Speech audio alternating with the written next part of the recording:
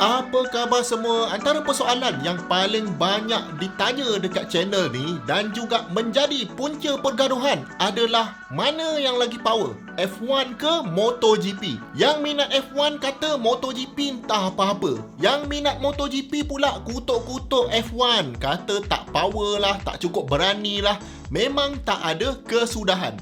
Jadi dalam video ni, jom kita settlekan mana satu yang lagi power sebenarnya. Jom kita tengok.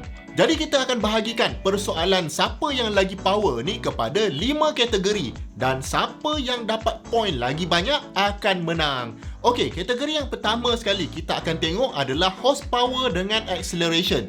Mana yang lagi hebat? Untuk kereta F1, enjin yang digunakan adalah enjin 1.6 liter hybrid dan horsepower yang ada lebih kurang 1000 horsepower. Dan untuk MotoGP pula, dia guna enjin 1 liter dan horsepower dia lebih kurang 240 horsepower. Kereta F1 ni dapat generate sangat banyak horsepower walaupun enjin dia kecil je macam Myvi. You underestimate my power. Adalah sebab dia ada hybrid system yang boleh provide additional power.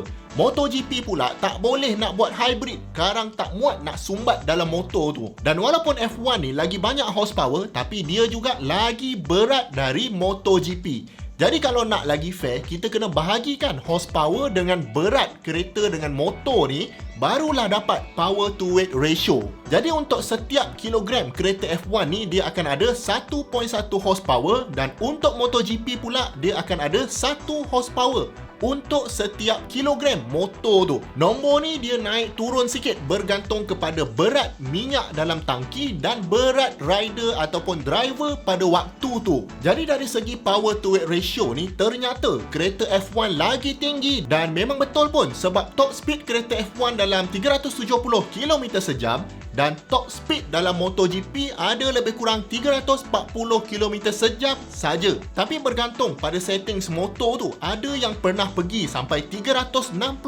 km sejam.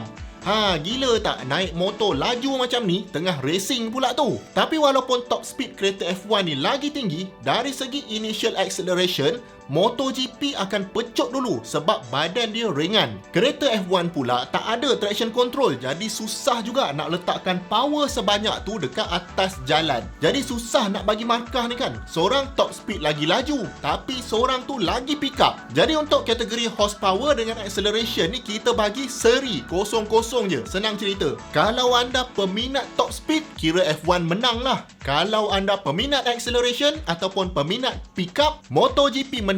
Kalau combine kedua-dua ni, kira seri saja. Okey, kategori yang kedua pula adalah dari segi kegilaan atlet yang jadi driver dengan rider ni. Lagi gila dia orang ni, lagi syok kita layan kan. Dan pada kelajuan macam ni, lebih dari 300 km sejam, boleh dikatakan kedua-dua rider dengan driver ni memang gila lah. Cuma obviously, driver F1 ni dia duduk dalam satu structure yang kita panggil sebagai monocoque. Monocoque ni dibuat dengan sangat kuat. Kalau nak mudah, anda bayangkan monocoque ni dia macam kulit telur yang sangat kuat dan driver akan duduk dalam tu. Memang dah terbukti kalau semua komponen lain hancur pun, monocoque ni tak akan pecah dan driver dekat dalam tu akan selamat, provided dia boleh tahan G-force masa crash tu. Plus sekarang ni diorang ada halo macam sangka besi dekat atas kepala diorang supaya lebih selamat. Kalau MotoGP pula, memang rider terdedah dengan segala macam bahaya yang ada. Dia macam kita bawa motor lah dekat atas jalan tu, tak kira siapa salah, kalau tergolek tetap sakit. The only protection yang ada pada rider MotoGP ni adalah racing suit dia tu yang ada airbag sikit dekat dalam tu. Of course lah, setiap tahun diorang improve safety ni, tapi still ada element of danger tu kalau bawa motor. Kalau tak ada elemen bahaya ni, mungkin kita boleh tengok sukan snooker je lah. Jadi kalau kita compare kedua-dua rider dengan driver F1 ni, ternyata rider MotoGP tu lebih gila lah untuk ride open air macam ni sampai dekat 400 km sejam. Tapi even segila-gila MotoGP rider ni pun, rider dia tetap tak berani main dekat Isle of Man TT tu kan. Itu different level lah kegilaan dia. Jadi untuk kategori kegilaan ni, kita bagi satu markah kepada MotoGP. Jadi 1-0. Okey, kategori yang ketiga pula adalah teknologi yang ada dalam kedua-dua sukan ni. Sebab ada orang tengok motorsport ni sebab tech yang ada dalam tu. Untuk MotoGP, of course, setup dan sebagainya tu memang canggih. Tapi disebabkan kenderaan tu sendiri tak besar mana, tak banyak yang diorang boleh buat dari segi teknologi. Nak tambah downforce pun boleh letak fin sikit-sikit je macam tu. Tak boleh nak go crazy dengan design diorang. Jadi lebih bergantung kepada rider skill berbanding teknologi untuk dapat competitive edge masa tengah racing. Ini berbeza dengan F1 pula. Memang diorang spend beratus juta setahun untuk improve teknologi yang ada dalam kereta tu. Enjin tu dah satu hal, memang high tech, tapi diorang punya air management tu yang ganas. Sebab dia nak dapatkan sebanyak mungkin downforce supaya kereta tu boleh corner dengan sangat laju tanpa lose traction. Sebab tu kalau dekat fast corner, memang kereta F1 akan tinggal MotoGP. First sebab dia ada 4 tayar. Memang dah banyak traction dah. Lepas tu tambah pula dengan aerodynamic downforce. Memang kereta tu macam melekat dekat track. Saya dulu pernah visit kilang Williams F1 team dekat Oxfordshire, UK. Engineer yang buat computer simulation tu punya ramai, ada berpuluh-puluh orang. Jadi dari segi research dan teknologi memang kau-kau. Ini tim yang kalah tau. Tim yang menang pula tak tahulah diorang punya teknologi tu macam mana. Lagi hebat. Jadi obviously untuk kategori teknologi ni, kita akan bagi satu markah kepada Formula 1. Jadi markah sekarang satu sama. Baik, kategori seterusnya adalah event management tu sendiri. Best ke tidak kalau kita tengok live depan mata? Part ni susah nak cakap sebab kalau pergi tengok F1 tu memang best. Race pun panjang, tapi lepas tu pokai terus jadi tak best. Memang event tiket untuk pergi tengok F1 ni harga dia lain macam. In fact, ini antara sebab Lita F1 Sepang kita stop anjurkan F1 sebab tiket tak laku. Tapi sampai sekarang Lita tu nama dia Lita F1, tapi tak ada F1. Pelik pula kan? Kalau dekat Europe contohnya, memang harga pun gila-gila. Setakat 2-3 ribu tu belum tentu boleh masuk lagi. Lepas tu kalau kita nak paddock pass yang boleh jalan dekat-dekat dalam paddock tu, lepas tu siap boleh tengok kereta dekat-dekat lagi, harga dia jeng-jeng-jeng RM40,000.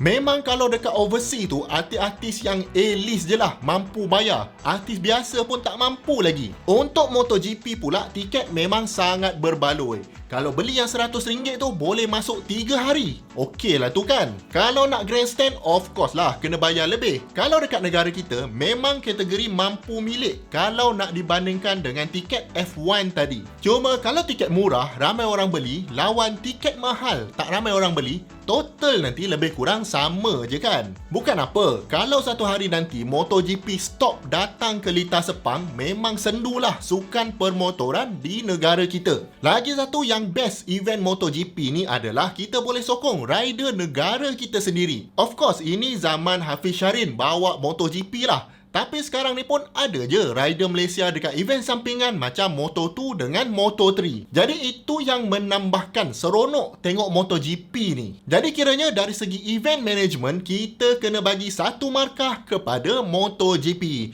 Of course, kalau anda tak ada intention untuk pergi tengok dekat circuit, kita lagi suka layan dekat TV, kategori ni macam tak relevan lah kepada anda. Okey, jadi markah sekarang 2-1.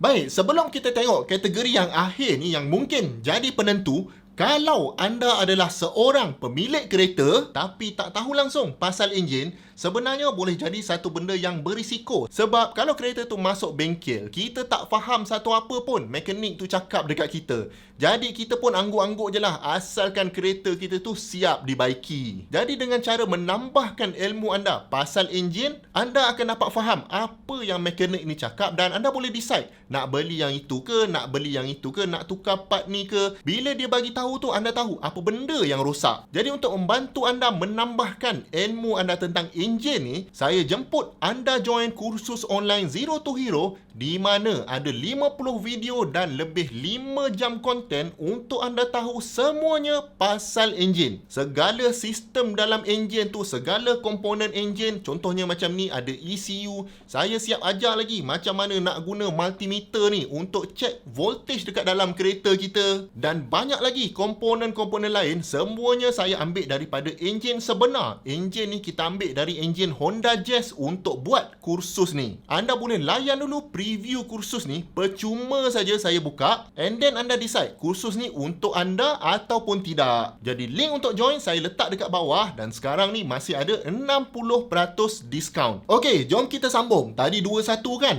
Okey, untuk kategori terakhir, kategori kelima adalah race strategy. Kalau siapa yang tengok racing, anda tahu yang untuk menang race ni bukan setakat perlukan kenderaan yang power dan juga rider ataupun driver yang power, tapi juga memerlukan tim dan strategi yang mantap sepanjang perlumbaan. Untuk F1, setiap tim wajib tukar tayar at least sekali waktu dry race, dan tukar tayar ni sebenarnya satu cabaran yang sangat besar sebab kalau ada something wrong berlaku waktu ni, memang hancur race diorang.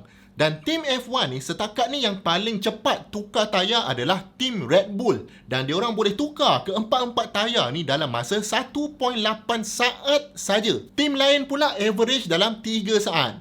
Dekat pit stop saja diorang dah dapat gain banyak masa. Jadi itu yang menarik bila diorang ni terpaksa stop mid race untuk tukar tayar. Untuk MotoGP pula, disebabkan race tu pendek saja, dalam 40 minit dah settle, memang tak perlu tukar tayar. Pendek kata tak banyak drama lah, tak ada nak gaduh-gaduh dekat pit pun tak ada. Jadi untuk siapa yang minat strategi, memang dia akan prefer untuk tengok F1. Dan nampaknya even selepas 5 kategori ni, markah antara F1 dengan MotoGP dua sama. Jadi senang cerita, nak kata satu sukan ni lagi best dari satu sukan yang lain, memang tak boleh. Sebab dalam sukan tu sendiri, ada benda yang kita suka dan ada benda yang kita tak suka. Contohnya kalau anda minat teknologi dengan strategi, confirm anda minat F1. Lepas tu kalau anda jenis minat pergi track pula, lepas tu suka betapa gilanya rider motor tu, of course anda akan suka tengok MotoGP. Yang penting kita enjoy. Anda kena ingat, diorang menang ke,